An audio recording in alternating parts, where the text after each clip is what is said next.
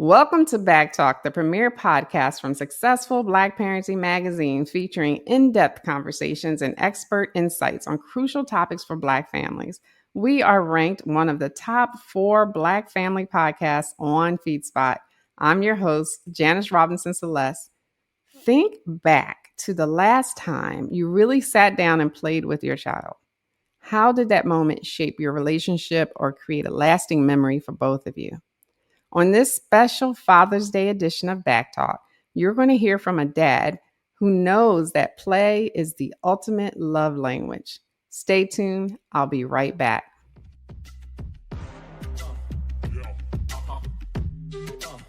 This is BACKtalk by Successful Black Parenting Magazine, the most listened to podcast for parents by parents.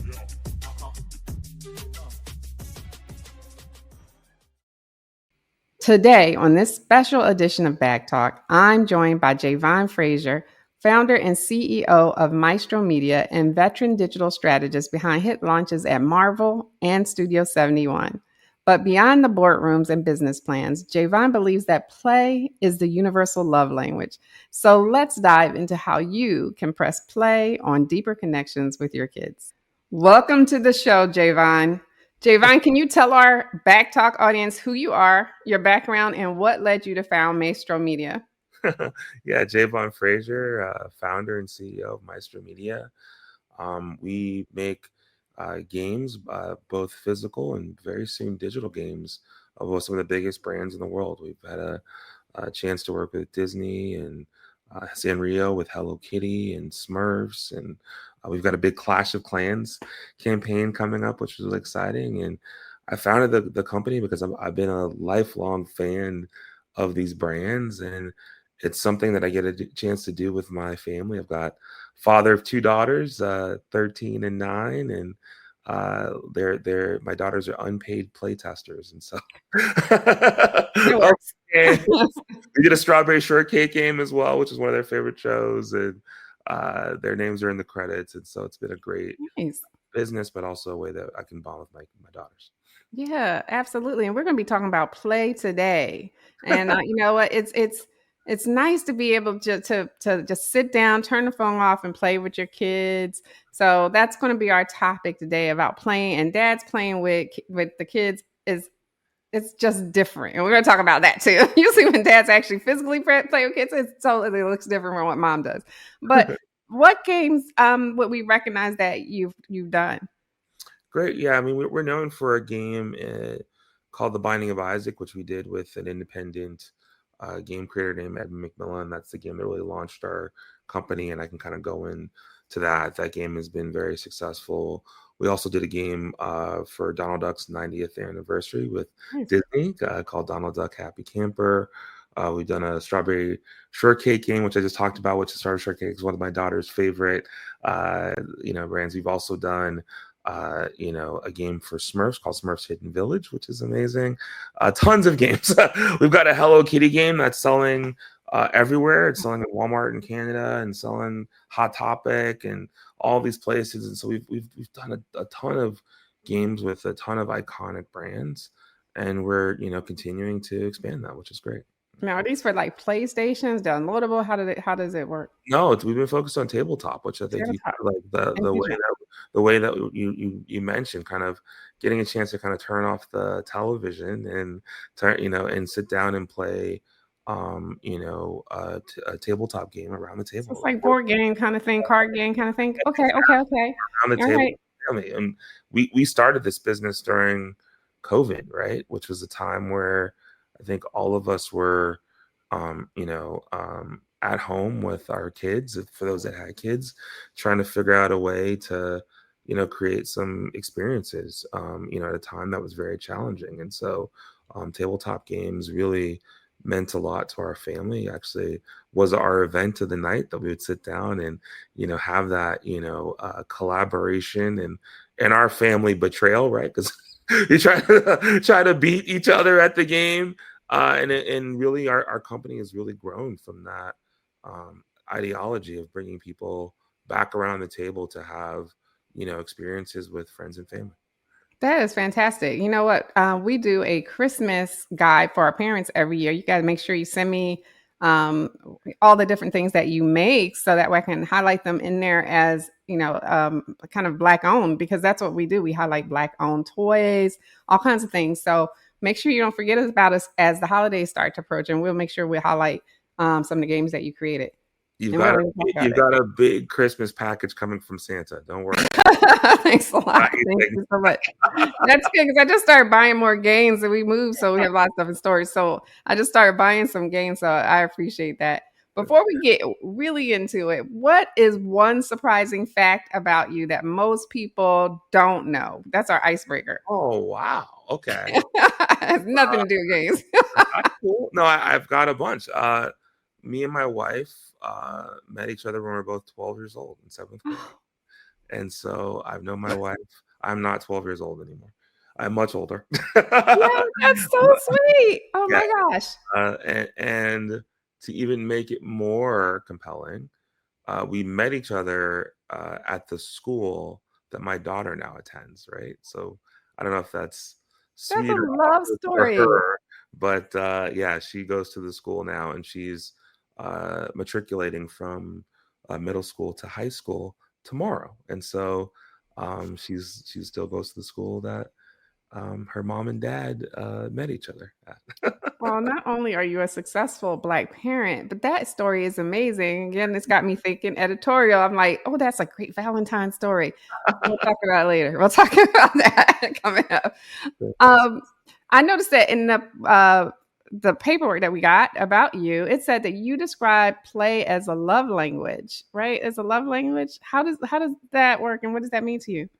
Yeah, I mean, for me and my daughters, like we connected and bonded. I think I started this business. I was flying about 150,000 miles a year, traveling to China and going flying all over the world. And I started this business really, um, as a way to kind of be home, right? I didn't know that. It's so funny. I was like, okay, I'm going to be home with my family. And then COVID happened, right? Mhm. So I didn't know I was going to be that much home, right? That's Like that's started good. this business in 2019 and you're like, okay, then next year's like COVID. Okay, my God. And so starting this business during COVID, and building the business together with my family. I remember literally putting big sheets of paper on the ground, and we're like, okay, we're doing this. And my daughters really helped out with our game design, our gameplay. And I do think games and play is a love language. It's about connection, connectivity, having that visceral reaction of winning or defeat is something that you think about, and it's a real experience. I think a lot of times, and I obviously I worked at Marvel. I did over $1 billion in video games at Marvel. So I'm a huge video gamer, but I think there's something about tabletop games that allow you to kind of have a real connection experience where you're not kind of staring at a screen or on your phones, but like actually reading the person across the table from you, feeling their emotions, things like that, which I think is tremendous. And I love that. And I love the fact that we're,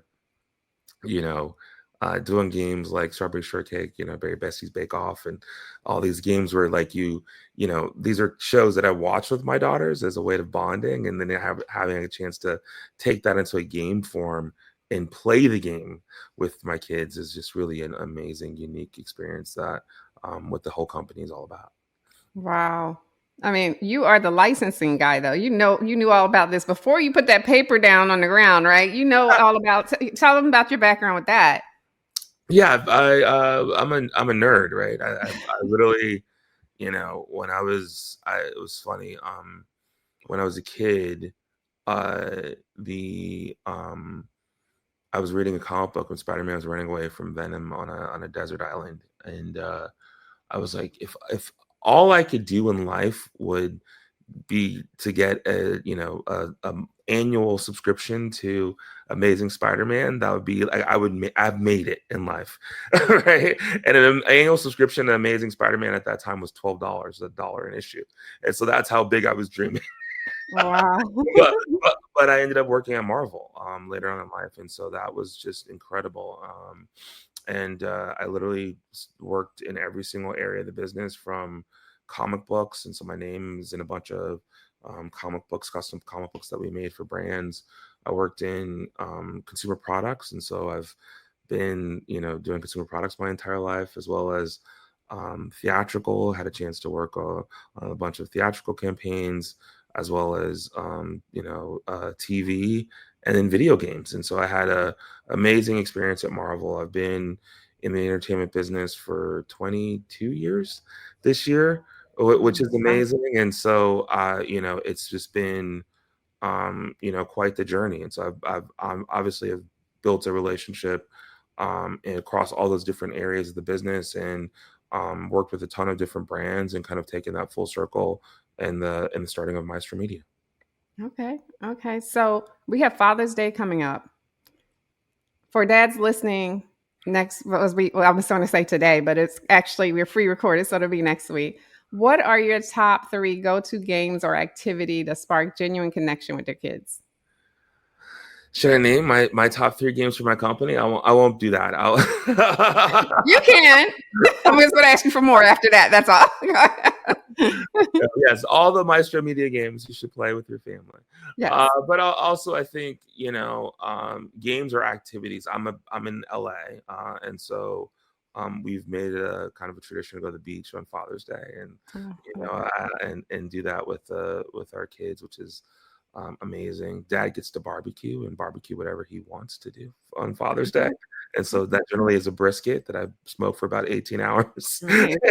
and so there's the beach and the food. And then I'm in a house with 3 women. And so I do not control the television, but on that day, I control the TV. And so I get to watch what I want, eat what I want, and go to the beach, which is awesome. That's funny. That's so funny. I love that. No, those are great activities for Father's Day, especially.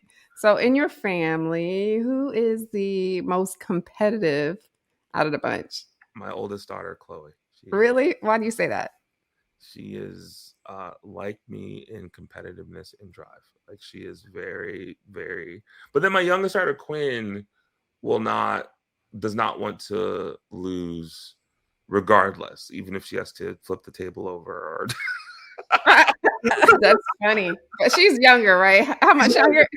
She's 9. 9. Okay. Or I'm like we play like Go Fish, and she's like, no. I'm like, there's no more cards. You can't keep.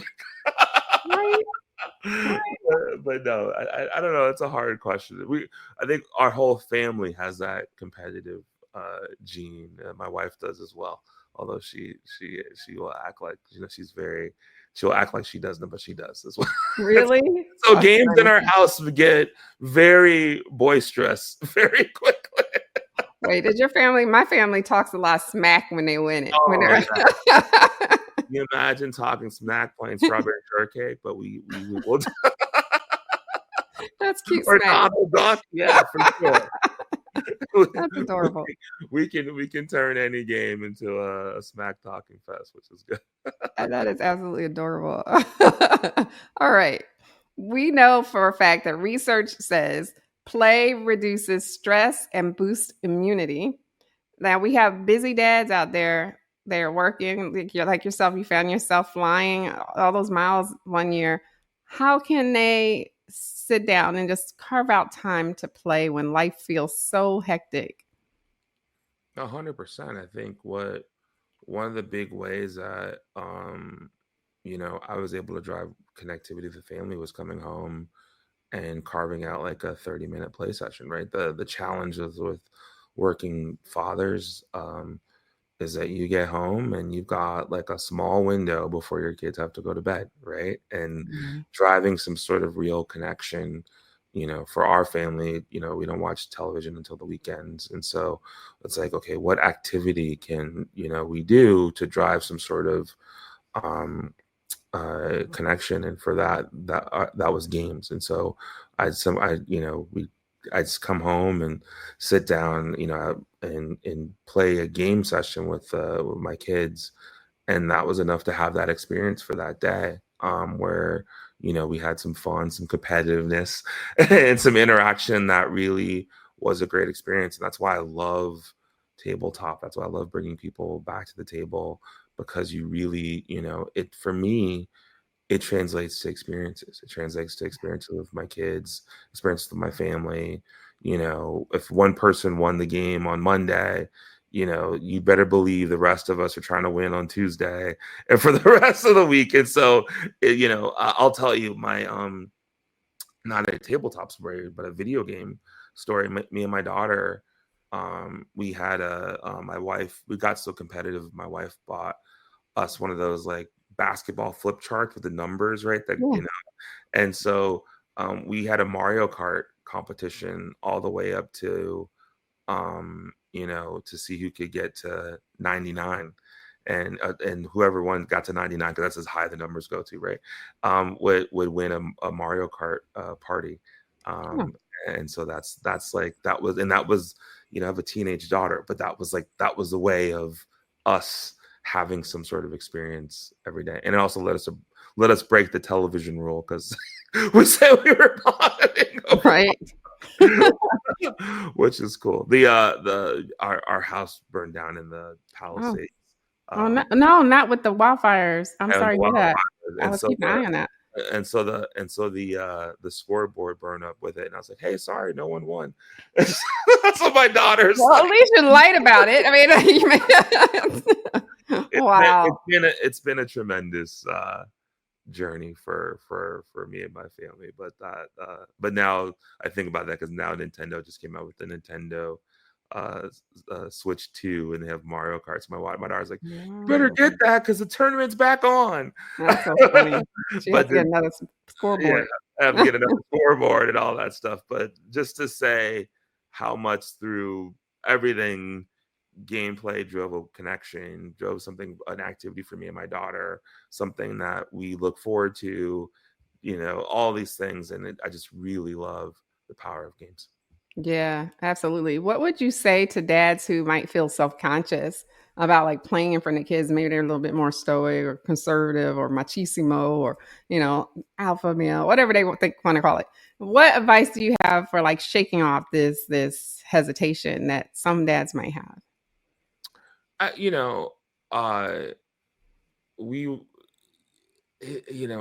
think there's no need for that in front of your kids. As a matter of fact, like you're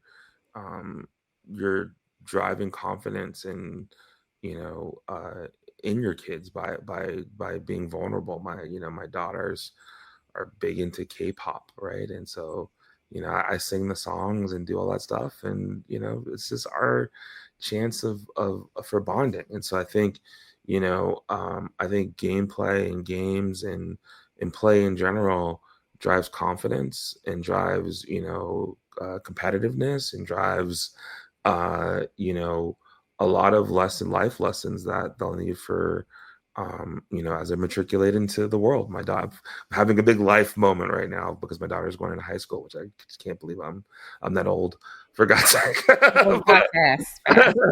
Right. And I think, yes, by being a part of the experience, I think it's the same way like competitive sports, right? I think gameplay is the same way. It teaches you a lot of the lessons of winning and losing, and dealing with winning and losing, and dealing with competition and strategy and all these things, which I think are so important. And I think you being a part of that is a way of teaching your kids those important life lessons in life. Life lessons that will give them the basis for who they eventually become. And so I think it's so important. Yes, absolutely. And I was talked to you before we got on the show about how, physical play with dads is totally different from moms. So I'm happy to see card games come along for dads to sit down and play, because I tell you, I've watched dads throw the kids up like 50 feet in the air in the pool. I'm sitting there like, well, we do that stuff too. It's okay. Oh my God. It's like, I don't know what's going on with that Y chromosome, but every time I see a dad playing with their kids, I'm like, this is different from what we do. My daughter's my 13-year-old's out of that phase now, but my 9-year-old still tries to beat me up, and so that's Wrestling time. wrestling time, right? I don't know where they get that from, but yeah, They can do that with that. You can't do that with mom. You can't exactly. go And just she jump said on that. mom's neck. She's like, it's not as fun to climb, mom, as it is for you. I'm like, okay, I guess I'll be your jungle gym, right? That's the thing I'll probably cry about when I'm 70, that I was your jungle gym, right? Right? Now you were talking about the new Switch too. We have digital games, we have card games. Where do you see the future of games like evolving for today's families? Do you think we're going to go back to the basics, or are we going to just dive in more digitally, or you think it's going to be a nice little blend of both? Both. I mean, I think what you've seen is a increase year over year for physical gameplay, which I think is amazing. Like tabletop games is a business that really exploded during COVID and continues to grow year over year annually, because I think people long for that physical connection. They long for the actual ability to play games in person, around the table or at a park or something. We have a travel kit that we bring all of our favorite games to, and we'll sit at restaurants and play games and things like that. And so I think that experience of having that physical, tangible gameplay experience will continue to grow, especially in a digital age where I think sometimes people need to disconnect and pull back from um, digital devices and drive some sort of connectivity. I think that'll grow. But at the same time, I think digital games are going to continue to grow, especially considering AI and personalization and all the technological benefits which we're seeing from digital gaming. I think the experience, I mean, we'll be in a world where you'll be able to play a video game and I'll be able to play a video game, and my experience will be totally different than your experience, very similar to how it is on social media, right? That they're having non-playable characters in games that are 100% will be able to talk to you. To like Wow. literally talk to you, and you'll have different missions that are tailored to you and different experiences that are tailored to you, and that's happening today. So 5 years from now, I can't even imagine the technological advances of digital games, and I think it's just really remarkable and exciting. And so I think there's space for both. As a lifelong gamer, I'm here for it. I love it. It's like you said, it's my love language. It's the thing that I use to have experiences for myself and with other people. And so I'm excited for the future. Fantastic. What is next for your company? What should we expect? Well, we've got a big Kickstarter with Clash of Clans. Our business has really been focused on Kickstarter, where we've done over $15 million on Kickstarter with over 10 campaigns that I've personally managed. And so we launched the Binding of Isaac Kickstarter in 2021, which was did $6.7 million in 30 days, one of the seventh largest campaigns of all time. We've even gamified the experience, the way that we bring games to the marketplace. And so for us, we have a big campaign with Clash of Clans. Clash of Clans, one of the biggest mobile games in the history of games, over 640 million players, and we're bringing a tabletop version, the first tabletop version of this game ever, to market on June 17th. And so we're super excited about that. We're launching our Kickstarter.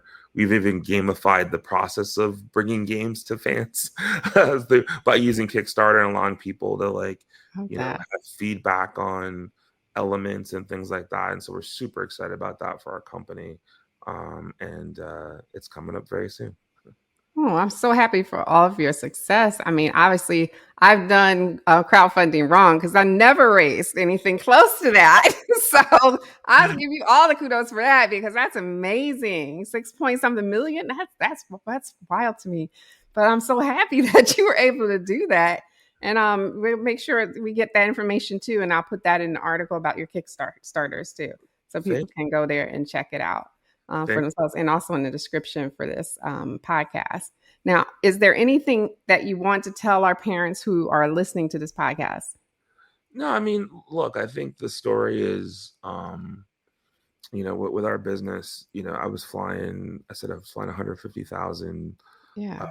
miles a year. I didn't know what my kids ate for breakfast, and I started Maestro Media to spend more time and have more time with my family and my kids. And we uh, you know launched the campaign I talked about that did $6.7 million in 30 days, and really piloted our business from one game to, I think we were 20 plus licenses and brands today. And really with the foundation of how do I do something that I can have more connection with my family, derive a legacy for my family.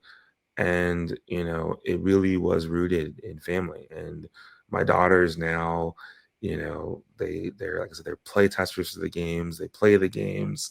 They're summer interns this summer for the company. It's just been a way of connectivity. And so I think for me, it's really born out of family and love for my daughters, and trying to find a way of connection with our daughters. And so the success is really just a byproduct of that. And I felt very lucky and blessed to have made the decision to start the company. I talk about it all the time on social media, online, on LinkedIn. We've got a pretty active community there. And I just wanted to say, to the parents that, there's a way to kind of, integrate your family into, what you're doing, your passion, your love, your career, and make them a part of that. They work the booth when we travel. We travel internationally to a game show. We go to a show in Germany called Essen Spiel, and they work the booth and and put the t-shirts on and all that. And it's been one of the most rewarding experiences of a lifetime. And I thank God that feel very fortunate and blessed to have been able to, I think work-life balance is a myth. I don't think it's real, but being able to work-life integrate the two things, and have my family be so much of a part of, Maestro Media and where we're going in our business and the games, has been the greatest gift that I've ever received, and I'm very thankful for it. Wow, that's a great answer. You made a lot of great points, and I don't think there's such a thing as work-life balance either. So I'm glad you said that. Where can our listeners find you on social media, and what's the best way to support your work? Yeah, I mean, our company website's Maestro Media, so maestromedia.com. I'm on LinkedIn as Javon Fraizer. We've got an active community there on LinkedIn, and all social media as Javon Fraizer. And so would love to connect with you all there. And it's been, I've had a bunch of, like I alluded to, a bunch of life events over the last couple years with we had the Palisades fire, which I mentioned, and obviously, reason I can talk about it so lightly or lighthearted just because the community has really lifted me up through this. Our business went through a lot with the fires and the tariffs and all the things that are going on in the world, and I'm just super blessed for the community that's really shown up for me and my family on social media. So I'd love to connect with people on social. I give a lot of tips, and I wouldn't call them tips because I haven't figured it out. I would call them experiences, real life experiences for what I'm going through as a business leader and a father. And so if you want to follow me there, you can kind of, see what we got going on. And it's not all about, the successes and rah. It's about, hey, it's hard. This is what's happening. And I really try to connect with my audience in a real way. And they've in turn really supported me. So please connect with me on socials. And I'd love to, build a relationship and support the Kickstarter that's coming out in the company, because we do it all for the fans and do it all for the people that want to, drive these experiences through play. Right. So you're keeping it real on social media. So I'll follow you as well as the magazine. We'll make sure we support you guys. Okay. For sure. Thank you for the opportunity. I can't thank you enough for, I love sharing the story, and I thank you I thank you so much for having me. Well, I love hearing it. And I want to thank you, Javon, for coming on the show. I really do. And a big shout out to all of you watching this special edition of BACKtalk by Successful Black Parenting Magazine. Be sure you follow us on social media. Click everything, our follows, our likes, our ads. It all helps us out. Until next time, I wish you all the best and much success. Take care, and thank you for listening, everyone.